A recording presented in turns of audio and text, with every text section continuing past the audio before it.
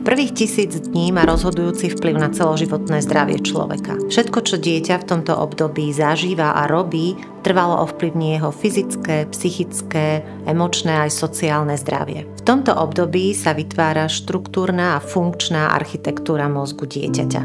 Mozog dieťaťa sám seba, tak povediac, programuje do toho, ako bude schopný v neskoršom veku sa učiť, ako bude schopný fungovať, čo bude prežívať a ako bude vedieť reagovať na svoje okolie. Niektorých možno prekvapí informácia, že naše mozgy už pri narodení nie sú rovnaké.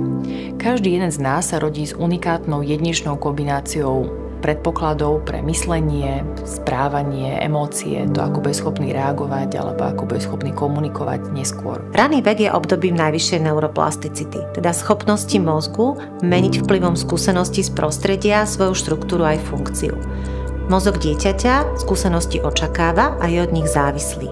Tento vek je zároveň oknom príležitosti priaznivo ovplyvniť vývin dieťaťa aj v prípade, že je jeho vývin ohrozený či už z dôvodov biologických, napríklad zdravotných, alebo vplyvom nepriaznivých okolností v jeho prostredí. Každé dieťa, nech už je jeho mozog prednastavený akokoľvek, potrebuje byť prijaté svojimi najbližšími a potrebuje zažívať, že presne taký, aký som úplne OK. Rodičia najlepšie poznajú svoje dieťa. Od narodenia sledujú jeho vývin, tešia sa z jeho pokrokov a podvedome svoje dieťa porovnávajú s jeho rovesníkmi. Ak má rodič pocit, že na jeho bežné rodičovské pôsobenie dieťatko nereaguje úplne tak, ako by očakával alebo ako by si predstavoval, napríklad ho chce naučiť, aký veľký vyrastieš, alebo urob ťap, alebo varila myšička kašičku a dieťatko na to nereaguje, je to dosť dobrý dôvod na to, aby som kontaktoval odborníkov.